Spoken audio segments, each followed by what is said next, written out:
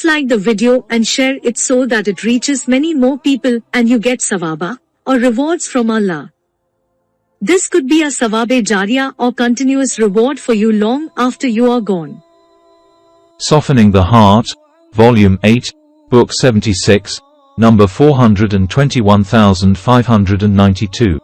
Volume 8, Book 76, number 421.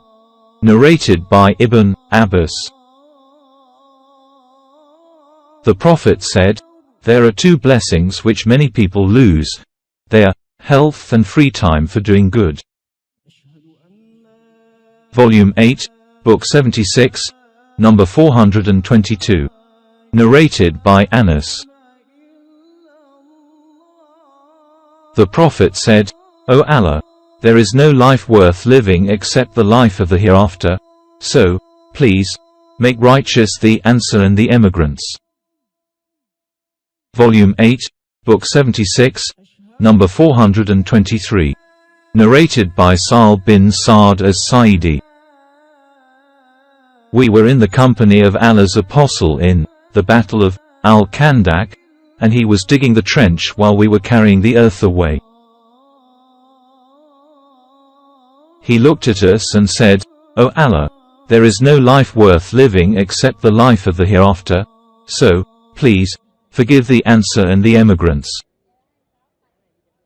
Volume 8, Book 76, number 424. Narrated by Sa'al.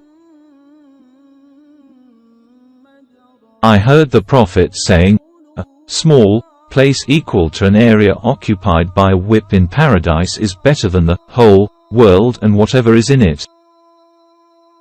And an undertaking, journey, in the forenoon or in the afternoon for Allah's cause, is better than the whole world and whatever is in it." Volume 8, Book 76, number 425. Narrated by Mujahid. Abdullah bin Umar said, Allah's Apostle took hold of my shoulder and said, "Be in this world as if you were a stranger or a traveler." The sub-narrator added, Ibn Umar used to say, "If you survive till the evening, do not expect to be alive in the morning. And if you survive till the morning, do not expect to be alive in the evening, and take from your health for your sickness, and take from your life for your death." Volume 8, Book 76, number 426. Narrated by Abdullah. The Prophet drew a square and then drew a line in the middle of it and let it extend outside the square and then drew several small lines attached to that central line, and said, "This is the human being, and this, the square, in his lease of life, encircles him from all sides, or has encircled him, and this line, which is outside the square, is his hope. And these small lines are the calamities and troubles, which may befall him, and if one misses him, another will snap, i.e. overtake, him, and if the other misses him, a third will snap, i.e. overtake, him." Volume 8, Book 76, number 427. Narrated by Anas bin Malik. The Prophet drew a few lines and said, "This is man's hope, and this is the instant of his death, and while he is in this state of hope, the nearer line, death, comes to him." Volume 8, Book 76, number 428. Narrated by Abu Hurairah. The Prophet said, "Allah will not accept the excuse of any person whose instant of death is delayed till he is 60 years of age." Volume 8, Book 76, number 429. Narrated by Abu Hurairah. I heard Allah's Apostle saying, "The heart of an old man remains young in two respects, i.e., his love for the world, its wealth, amusements and luxuries, and his incessant hope." Volume 8, Book 76, number 430. Narrated by Anas bin Malik. Allah's apostle said, "The son of Adam, i.e. man, grows old, and so also too, desires, grow old with him, i.e. love for wealth and a wish for a long life." Volume 8, Book 76, number 431. Narrated by Utban bin Malik al-Ansari, who was one of the men of the tribe of Bani Salim. Allah's apostle came to me and said, "If anybody comes on the day of resurrection who has said, La ilaha illallah, sincerely, with the intention to win Allah's pleasure, Allah will make the hell fire forbidden for him." Volume 8, Book 76, number 432. Narrated by Abu Hurairah. Allah's apostle said, Allah says, "I have nothing to give but paradise as a reward to my believer slave, who, if I cause his dear friend, or relative, to die, remains patient, and hopes for Allah's reward." Volume 8, Book 76, number 433. Narrated by Amr bin Auf, an ally of the tribe of Bani, Amir bin Lu'ay, and one of those who had witnessed the battle of Badr with Allah's apostle.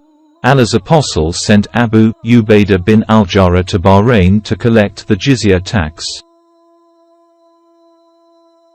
Allah's apostle had concluded a peace treaty with the people of Bahrain and appointed Al-Ala bin al-Hadrami as their chief. Abu Ubaidah arrived from Bahrain with the money. The Ansar heard of Abu Ubaidah's arrival, which coincided with the Fajr morning prayer led by Allah's apostle. When the Prophet finished the prayer, they came to him. Allah's apostle smiled when he saw them and said, "I think you have heard of the arrival of Abu Ubaidah and that he has brought something." They replied, "Yes, O Allah's apostle." He said, "Have the good news, and hope for what will please you. By Allah, I am not afraid that you will become poor, but I am afraid that worldly wealth will be given to you in abundance as it was given to those nations before you, and you will start competing each other for it as the previous nations competed for it, and then it will divert you from good, as it diverted them." Volume 8, Book 76, number 434. Narrated by Uqba bin Amir. The Prophet went out and offered the funeral prayer for the martyrs of the Battle of Uhud, and then ascended the pulpit and said, "I am your predecessor and I am a witness against you. By Allah, I am now looking at my tank lake, Al-Kawthar, and I have been given the keys of the treasures of the earth, or the keys of the earth. By Allah, I am not afraid that after me you will worship others besides Allah, but I am afraid that you will start competing for the pleasures of this world." Volume 8, Book 76, number 435. Narrated by Abu Sa'id al-Khudri. Allah's apostle said, "The thing I am afraid of most for your sake is the worldly blessings which Allah will bring forth to you." It was said, "What are the blessings of this world?" The Prophet said, "The pleasures of the world." A man said, "Can the good bring forth evil?" The Prophet kept quiet for a while till we thought that he was being inspired divinely.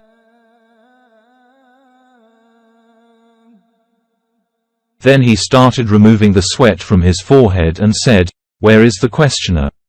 That man said, "I am present." Abu Sa'id added, "We thanked the man when the result of his question was such." The Prophet said, "Good never brings forth but good."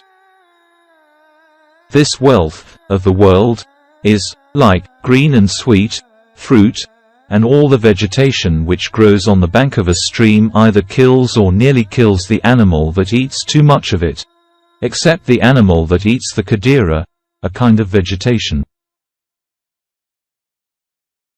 Such an animal eats till its stomach is full, and then it faces the sun and starts ruminating, and then it passes out dung and urine and goes to eat again.